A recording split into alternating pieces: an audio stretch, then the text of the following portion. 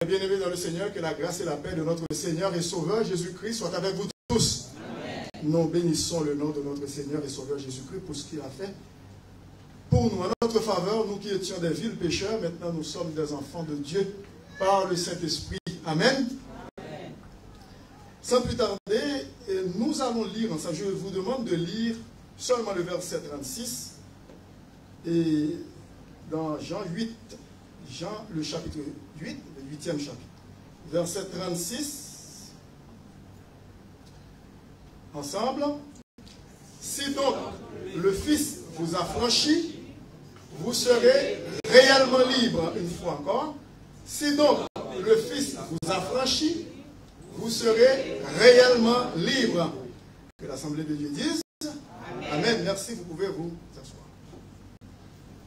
Ça fait plusieurs dimanches que je livre ce message sur l'affranchissement de l'être humain. L'homme est perdu autrefois, mais qui maintenant est retrouvé par le Créateur en Jésus-Christ, qui est sauvé, et sauvé pour l'éternité. Donc c'est un affranchissement parfait d'un sauveur parfait. C'est un salut éternel et non pas un salut temporaire ou transitoire. C'est pas ça du tout. Et c'est un salut éternel que nous bénéficions en Jésus-Christ dès sur la terre, dès à présent, hein, sur cette terre et pour l'éternité. C'est pour cette raison que la Bible parle d'un salut éternel.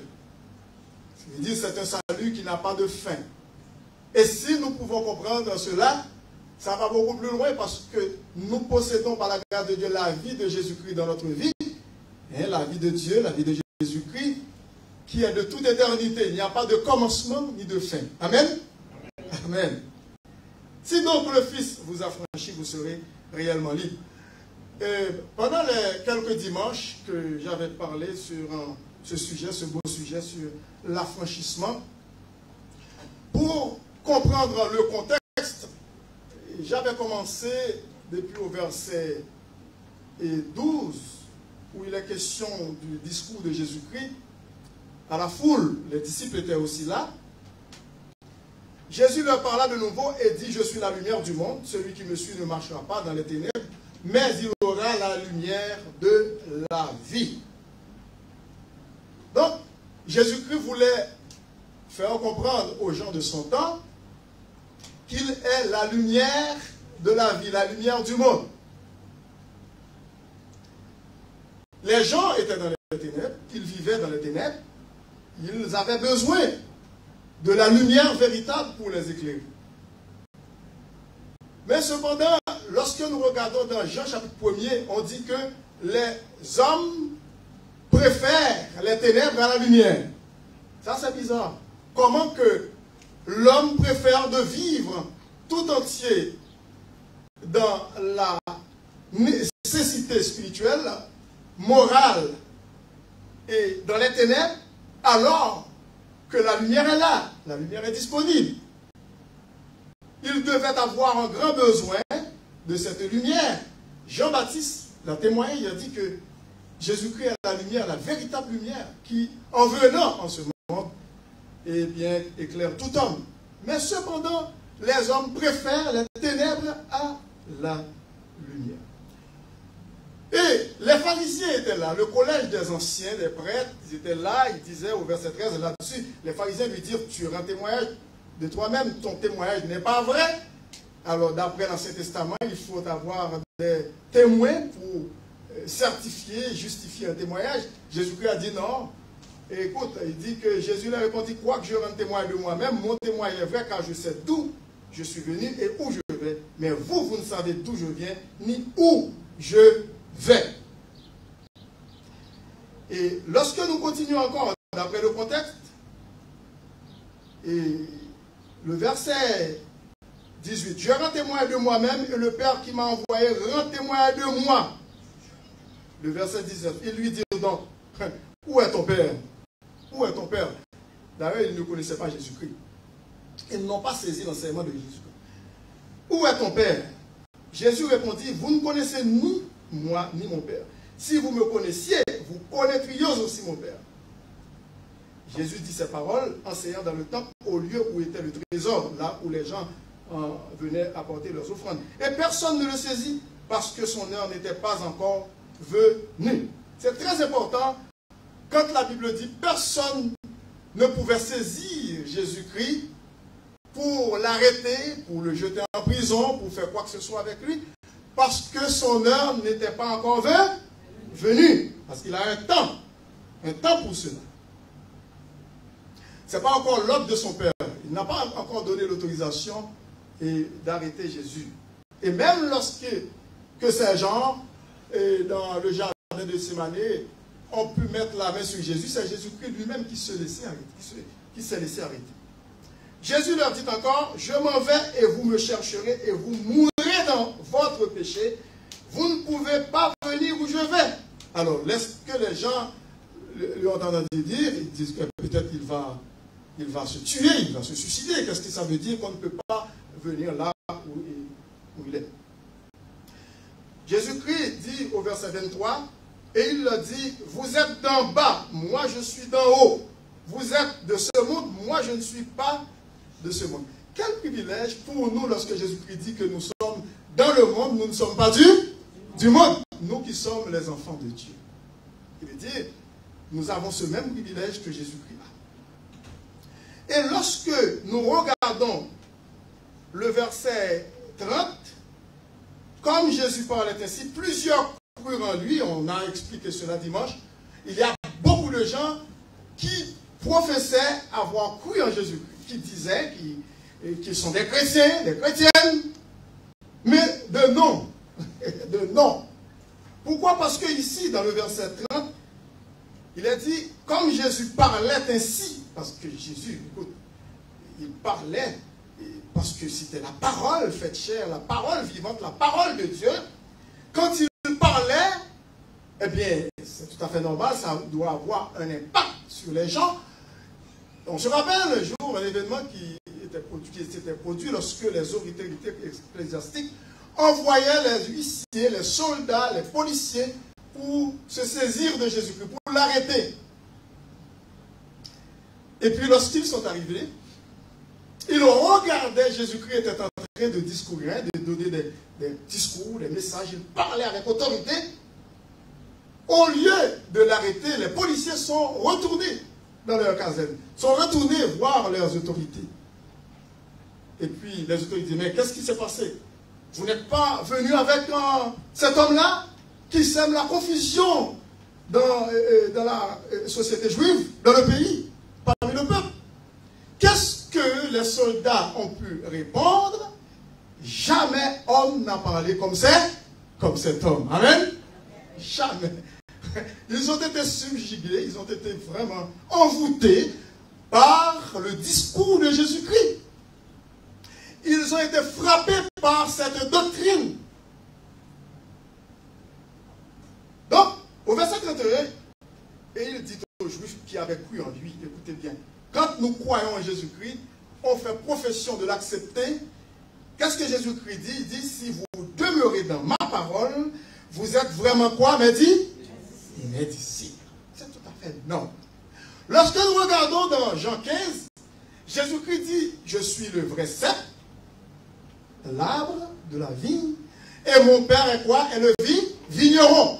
Tout sarment, toute branche qui est en moi, parce que nous sommes comparés à des branches, à des sarments. Nous sommes les sarments, les branches. Jésus-Christ, il est l'arbre, n'est-ce pas? Il est le pied de la vigne. Nous devons rester attachés à Jésus-Christ pour pouvoir porter beaucoup de fruits. Alors, c'est ce que Jésus-Christ a dit dans Jean 15. Lorsque nous regardons dans Jean 15, il a dit au verset 1er, je suis le vrai cep et mon Père est le vigneron. Il est le propriétaire. Tout sarment qui est en moi et qui ne porte pas de fruits, il le retranche. Et tout sarment qui porte du fruit, il les monte. Il veut dire qu'il y a un nettoyage, une purification qui fait dans les branches pour enlever les feuilles mortes, pour que ces branches puissent porter beaucoup de fruits. Ayant été attachées au cep, il y a de la sève qui coule. Déjà vous êtes purs à cause de la parole que je vous ai annoncée. Demeurez en moi et je demeurerai en vous. Comme le sarment ne peut de lui-même porter du fruit s'il ne demeure attaché au cep, impossible non plus si vous ne demeurez en moi, vous, mes disciples. Bon. Et lorsque nous retournons ici au verset 31, et il dit aux Juifs qui avaient cru en lui, si vous demeurez en moi, dans ma parole, vous êtes vraiment mes disciples. Vous connaîtrez la vérité. Et la vérité vous affranchira. Qu'est-ce que ça veut dire affranchir? Libérer, délivrer, hein? Émanciper. Il lui répondit, les gens qui faisaient profession de croire en Jésus-Christ, au verset 30, le verset 33, il lui répondit, nous sommes la postérité d'Abraham. Et nous ne fûmes jamais, écoutez bien, un grand mensonge, et nous ne fûmes jamais esclaves de personne. Il y a des gens qui vivent dans le péché, ils ne savent pas qu'ils sont esclaves du péché, esclaves de Satan. Comment dis-tu, vous deviendrez libres? Souvenez-vous que dimanche dernier, je vous ai expliqué que les Juifs ont menti à Jésus-Christ, alors que Jésus-Christ n'est pas dupe. Et Jésus-Christ est Dieu, il voit que ces Juifs, eh bien, sont esclaves, doublement esclaves. Je vous ai expliqué dimanche dernier qu'ils sont esclaves de leur péché à cause de nos premiers parents, Adam et Ève, qui nous ont mis dans le trouble. Et puis ils sont esclaves des Romains et qui ont occupé la Palestine de l'époque. Est-ce que vous êtes là avec moi? Oui, ils sont esclaves. Ils ne voulaient pas l'accepter. Les soldats romains patrouillaient toutes les rues de la capitale de Jérusalem, dans toutes les provinces, dans la campagne. Ils étendaient leur hégémonie sur le pays. C'est comme une annexion pour Rome. Pourquoi? Parce que César Auguste, l'empereur qui est en Italie, à Rome, qui siégeait là-bas à l'époque, envoyait Pilate, en Italie aussi en romain, pour gouverner la Palestine. Et c'est sous Pilate que Jésus-Christ a été crucifié. Il y avait en tout premier lieu un certain Quirinius, un gouverneur romain, un italien, qui a été envoyé aussi par César, l'empereur, pour aller faire ce qu'on appelle le recensement. Et c'est sous cet homme-là, Quirinius, et qui a occupé même la Syrie, c'est sous ce recensement que Jésus-Christ aussi est né. Joseph et Marie ont participé dans ce recensement aussi. Donc, les Juifs étaient en train de mentir à Jésus-Christ parce qu'ils disent que nous ne fûmes jamais esclaves de personne. Si vous ne reconnaissez pas que vous êtes esclaves, vous ne pouvez pas obtenir le salut, vous ne pouvez pas être sauvés.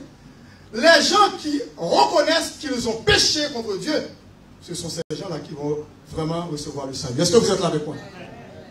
Un malade qui ne reconnaît pas qu'il est malade, il ne peut pas demander la guérison, des remèdes, des médicaments, parce qu'ils ne reconnaissent pas. Ces malades-là ne sont pas conscients qu'ils sont malades. Et c'est pour cette raison, ce n'est pas tous les gens qui se disent chrétiens, qui sont réellement chrétiens. Comme je vous ai dit, il y a deux sortes de conversions. Il y a une conversion superficielle, qui veut dire qu'il n'y a pas de profondeur du tout, pas de racines, pas de racinement. Ce n'est pas une vraie conversion. C'est superficiel. Une fausse conversion. Mais il y a une conversion authentique. C'est la véritable conversion. Amen. Alors, quiconque se réclame pour Jésus-Christ, de chrétien pour Jésus-Christ, là, il faut qu'on voit, là, parce qu'on reconnaît, dit Jésus-Christ, d'après en Matthieu 7, à partir du verset 21, on reconnaît l'arbre par ses fruits. Pourquoi? Parce que dans Matthieu 7, verset 21, Jésus-Christ dit, c'est pas tous ceux qui me disent quoi? Seigneur, Seigneur, qui vont quoi? Hériter le royaume de Dieu. Mais ce sont ceux qui ont fait la volonté de mon Père qui est dans les cieux. La volonté de Dieu, tout d'abord, c'est de recevoir qui? Mais oui, parce que la volonté de Dieu, c'est que tous les hommes soient sauvés. Même lorsque ce n'est pas tous les hommes qui seront sauvés. Mais la volonté de Dieu, c'était ça. La volonté première de Dieu, primaire de de Dieu, c'était pour sauver tous les hommes. Mais comme les hommes sont rebelles, ils refusent cette offre du salut. Ils ont préféré les ténèbres à la lumière, alors que Jésus-Christ est venu. À ce moment-là, on ne peut rien faire. On ne peut rien faire. Et donc, ici, ils ont professé de croire en Jésus-Christ. Mais ils se revendiquent la paternité d'Abraham, alors qu'Abraham ne peut pas sauver. C'est Jésus-Christ seul qui peut sauver. Amen. Abraham ne peut pas sauver. Et c'est pour cette raison que le verset 34, il dit, en vérité, amen, amen, en hébreu. En vérité, je vous le dis, leur répliqua Jésus. Quiconque se livre au péché est esclave du péché. Voilà. Quiconque se livre au péché est déjà vendu au péché. Est esclave du péché. Or, l'esclave ne demeure pas toujours dans la maison, le fils y demeure toujours. Moi, j'avais fait une petite histoire d'Haïti, on ne retourne pas là-dedans parce que vous connaissez bien cette histoire. Affranchir les blancs, les affranchir les esclaves, vous connaissez ça. Le verset 36 dit, si donc vous êtes quoi? Ressuscité. Ou si donc, dit le fils vous affranchit, vous serez quoi? Réellement libre. Donc, ça c'est le cœur du message. Si donc le fils, il n'y a qu'un seul personnage qui puisse vous rendre libre, c'est Jésus-Christ. Malgré vos péchés, malgré vos noirs passés, écoute, Jésus-Christ est capable d'effacer tous vos péchés. Amen. Et lorsqu'il est question dans 1 Jean chapitre 1 verset 7, il a dit, si nous sommes en communion avec lui, si nous vivons en communion avec Jésus-Christ, avec le Père, le Fils et le Saint-Esprit, nous sommes mutuellement en communion. D'après 1 Jean chapitre 1 verset 7, nous allons voir. 1 Jean chapitre 1 verset 7. Mais si nous marchons dans la lumière, comme lui-même, comme il est lui-même dans la lumière, nous sommes mutuellement en communion. Et le sang de Jésus, son Fils, nous purifie de quoi? De tout péché. Qu'est-ce que ça veut dire de tout péché? Le passé, le présent et voilà, le futur. Est-ce que vous êtes là? De tout péché. Ce n'est pas seulement le péché passé, c'est pas ça que je veux dire. Dans le texte original, c'est de tout péché, c'est-à-dire pas défini. Il n'y a pas quelque chose de définitif. C'est indéfini. Passé, présent et futur. Mais pour celui qui n'a pas, comment dirais-je, Jésus-Christ dans sa vie, non, il ne peut pas expérimenter ce pardon, ce grand pardon, passé, présent et futur. Non, c'est seulement les enfants de Dieu. Et lorsque nous regardons le verset 8, si nous disons que nous n'avons pas de péché, nous nous séduisons nous-mêmes. Même après avoir accepté Jésus-Christ, écoute, nous connaissons des faiblesses, nous avons des mauvais penchants, nous avons des failles, des manquements. Il dit que si nous disons que nous n'avons pas de péché, nous nous séduisons nous-mêmes et on se ment, on se trahit. Et la vérité n'est pas de nous. Si nous confessons nos péchés, il est fidèle et juste pour nous les pardonner et pour de quoi?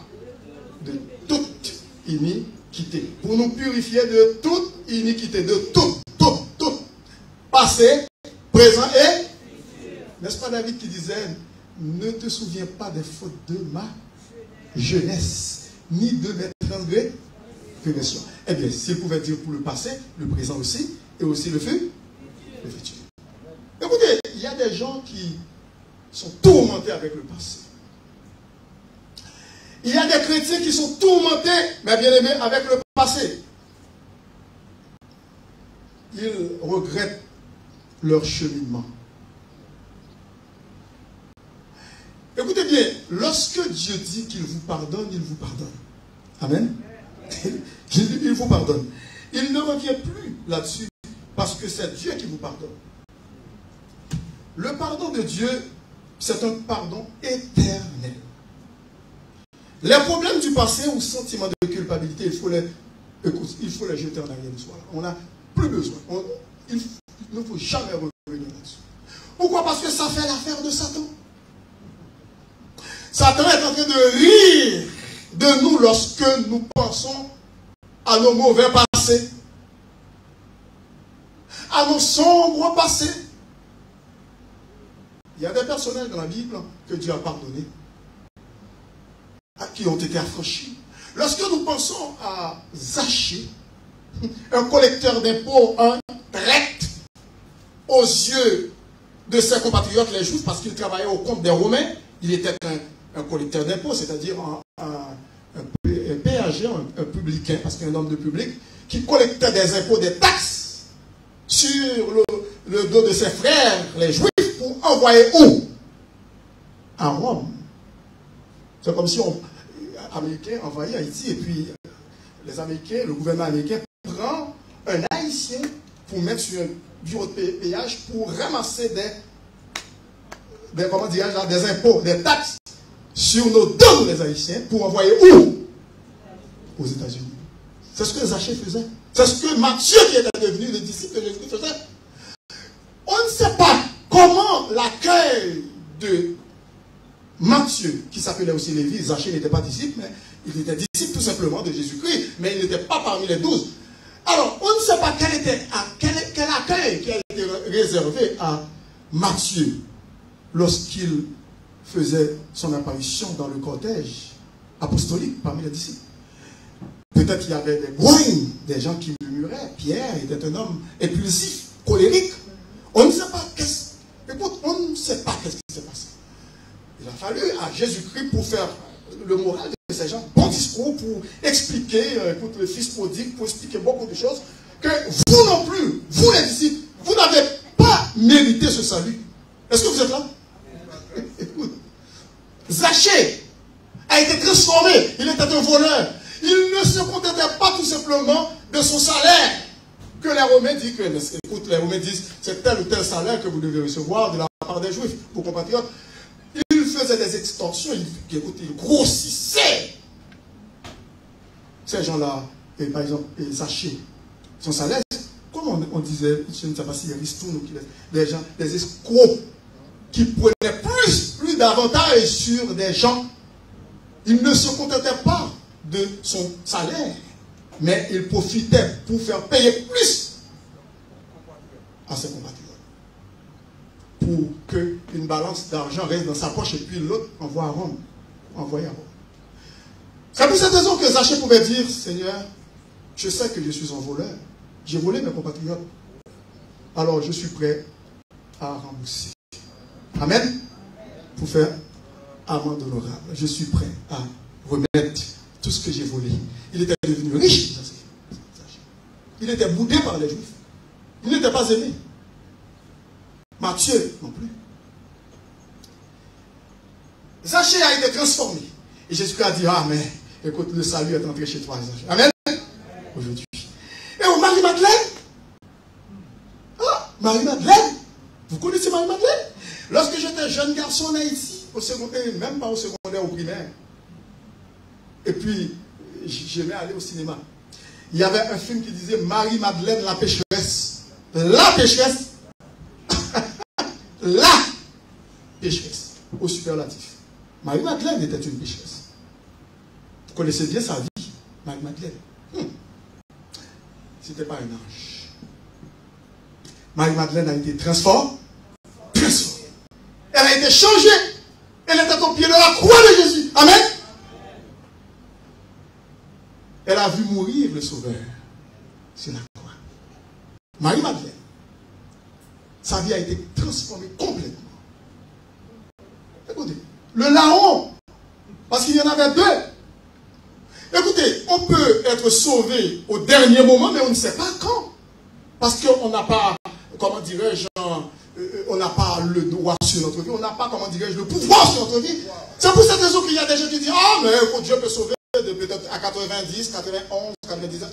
Est-ce que vous savez que vous allez avoir même 50 ans? Il y a des jeunes qui sont morts, qui ont laissé des vieillards. Il y a des gens, c'est vrai, qui sont sauvés à l'aube de leur vie.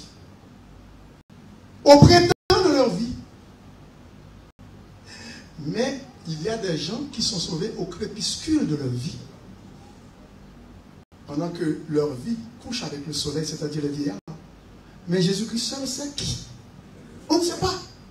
Parce qu'il y a des gens qui sont morts, qui peuvent mourir même dans leur sommeil. Vous vous allez être sauvé.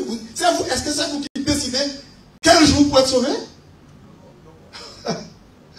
Quand on vous dit, aujourd'hui c'est le jour du salut, d'après Romains 6, vous allez jouer avec ça? Est-ce que vous savez quand vous allez partir? Et surtout lorsque vous avez quelque chose, une main à partir avec quelqu'un, un prochain, je comprends bien, vous êtes chrétien, mais ça ne veut pas dire pour autant que vous allez perdre votre salut pour ça, mais vous allez payer ça devant le tribunal de Christ pour récompense. Vous n'aurez pas de récompense si vous refusez de pardonner. C'est pour cette raison l'école du dimanche, Pasteur Charmin a parlé un peu sur la réconciliation, la nécessité de la réconciliation. Est-ce que vous êtes là? Ah oui. Ces gens ont été sauvés. Ce larron qui était un malfaiteur, un voleur, un brigand, il était sauvé, l'autre compagnon n'était pas sauvé. Comme on dit, il se comporte comme deux larrons en foire, mais il y a un qui est sauvé, mais l'autre est perdu.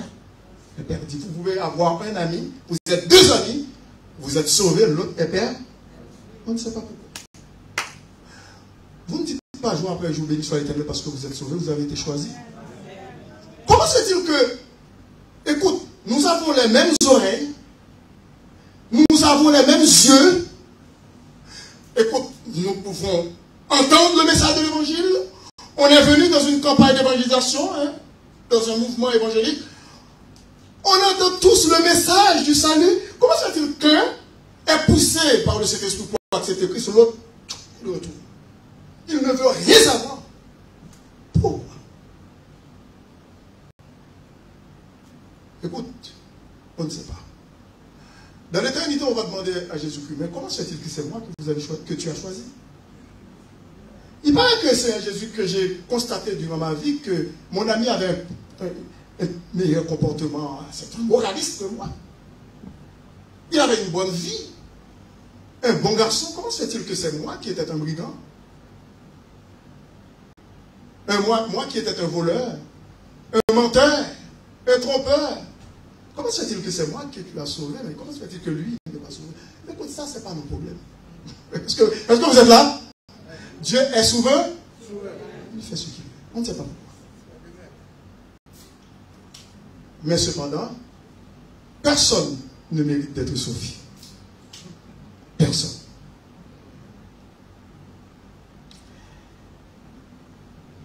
Ces personnages ont été sauvés pour l'éternité. Et Dieu les a fait oublier leur passé, leur noir passé. Est-ce que vous vivez encore avec vos blessures du passé? Est-ce que vous vivez encore avec vos plaies du passé? Ça va vous endommager. Ça va vous causer beaucoup de dommages. C'est dommageable pour votre vie spirituelle, même les psychologues le savent. Écoutez, lorsque nous vivons encore au passé, nous ne rendons pas service à notre vie spirituelle. Alors que nous sommes censés être un peuple victorieux. Parce que nos péchés ont été effacés. Je vais vous expliquer qu'est-ce que je veux dire. Lorsque nous sommes venus à Jésus-Christ, eh bien nous le recevons, nous l'avons reçu comme notre sauveur personnel. Nos péchés du temps passé, nos péchés passés, nos droits passés, nos sombres passés sont effacés. C'est fini. Maintenant, il y a un autre cahier qui est ouvert devant nous par Dieu. Et maintenant, c'est à 9. On recommence à 9. 2 Corinthiens 5, 17. Si quelqu'un est en Christ, il est une nouvelle créature. Maintenant, on commence à cheminer avec le Seigneur, notre Sauveur. Lorsque nous péchons, il ne va pas nous envoyer en enfer, parce que nous sommes enfants de Dieu. Seulement, il va nous taper, il va nous corriger. Et si nous faisons à notre tête, pendant que nous marchons avec lui, il va nous fustiger davantage. Il va nous frapper. Les tapes pour les bébés, ce sont les tapes pour les bébés. Les tapes pour les adultes, ce sont les tapes pour les adultes. Est-ce que vous êtes là avec moi? Les tapes pour les nouveaux convertis, ce sont les tapes pour les nouveaux convertis. Mais les tapes pour les anciens convertis, ah, ouais, c'est pas la même chose. Si vous connaissez la parole, vous refusez de servir le Seigneur, comme cela doit, vous refusez de marcher avec lui, mais vous consacrez entièrement avec lui, alors à ce moment-là, les tapes vont être plus dures. Pour les pasteurs, il va demander beaucoup plus que les fidèles. Est-ce que vous êtes là? Parce que vous avez de la connaissance. Vous êtes sur la chair, vous êtes devant le public, vous avez le contrôle. Alors, lorsque je regarde, il y a des pasteurs, des prédicateurs, des serviteurs qui niaisent avec la parole de Dieu, qui niaisent avec leur vie spirituelle, qui niaisent avec le troupeau de Dieu, qui niaisent avec l'évangile. À ce moment-là, il y en a qui vont chez Gangan, comme le pasteur dit.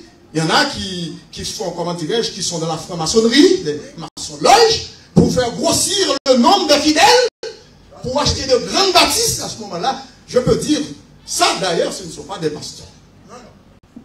Parce qu'il y a 3 catégories de personnes sur la terre. Et il y a 3 catégories de personnes dans l'église. Il y a l'homme spirituel sauvé par la grâce de Dieu, par le sang précieux de Jésus-Christ. Il y a le chrétien charnel sauvé par le sang de Jésus. Oui, le chrétien charnel va au ciel tout comme l'homme spirituel, le chrétien spirituel. Mais ce n'est pas la même chose. Devant le tribunal de Christ, vous allez voir les belles récompenses que vont recevoir les chrétiens spirituels. Et puis les chrétiens charnels vont pleurer beaucoup. Ils ne vont rien recevoir. Ils seront sauvés comme au travers le feu. Et il y a l'homme nature qui est aussi dans l'église, qui n'a jamais été sauvé, jamais régénéré, qui sont dans les chorales, qui chantent, des moniteurs, monitrices de l'école du dimanche, des pasteurs, des missionnaires, qui donnent la parole, et puis qui ont des fous, qui sont des bons orateurs. Les gens sont sauvés, mais ils sont perdus. Voilà. Dieu est capable de les utiliser, mais ils vont en faire quand même. Est-ce que vous êtes? Parce que l'apôtre Paul dit dans Timothée, eh bien, il dit que tous ceux qui prononcent le nom du Seigneur Jésus, qu'ils s'éloignent de quoi? De l'iniquité. Parce que c'est un beau nom, le nom de Jésus. On ne peut pas le blasphémer comme ça. Donc, nous voyons que Jésus-Christ a sauvé des malfaiteurs, des brigands, des larrons, dis-je, des prostituées. Il peut sauver encore des lesbiennes, des transgenres, des homosexuels. Écoute, là, il est là pour les sauver. Mais après être sauvé, il faut marcher dans la sanctification, dans la sainteté, avec l'aide du Saint-Esprit. On reconnaît l'arbre par ses fruits. C'est ce que la parole dit ici. Si donc le Fils vous affranchit, vous serez réellement libre. Nous avons une jeunesse qui est accro à la drogue, au sexe, la pornographie. Écoute, jeu hasard, comme on dit en anglais, gambling, toutes sortes de choses là, qui les mettent dans l'esclavage. Ils ne sont pas encore émancipés, libérés, délivrés, affranchis. Mais si vous êtes conscient que vous êtes sauvés, vous faites vos efforts avec l'aide du Saint-Esprit pour marcher avec le Seigneur, laissez vos sombres passer en arrière.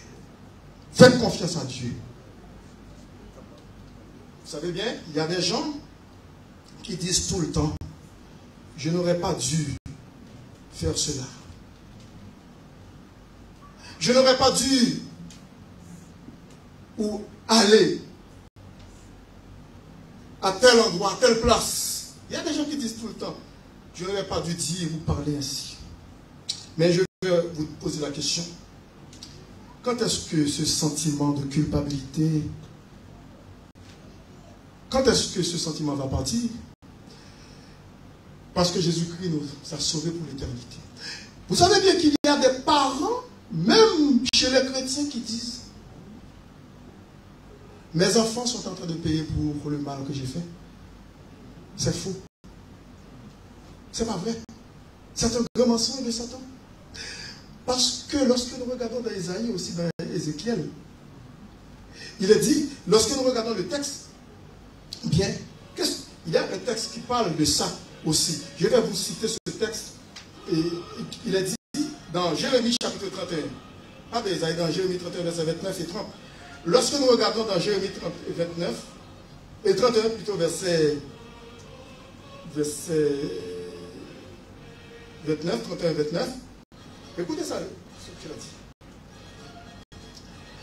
Il a dit, 29.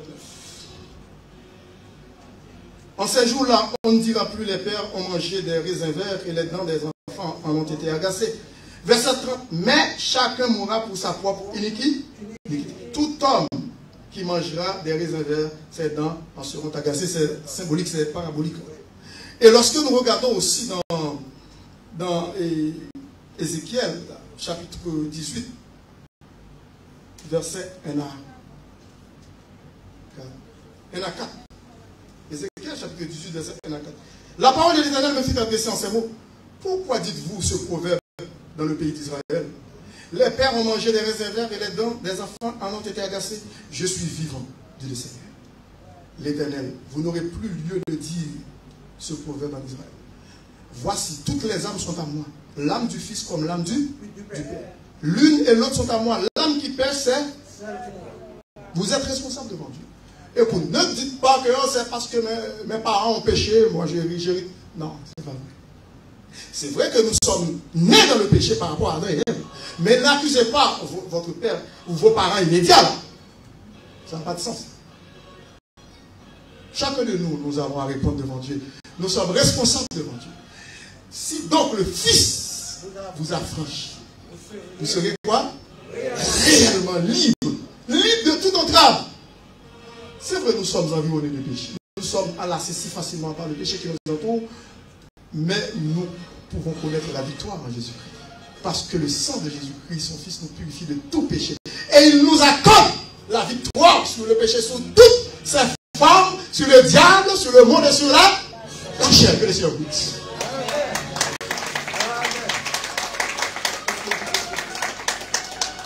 Je vais prier pour les gens qui m'ont suivi. Je vais faire une prière, ils vont répéter après moi. Seigneur Jésus, je reconnais que je suis pécheur, je suis un pécheur perdu. Mais dans ta parole,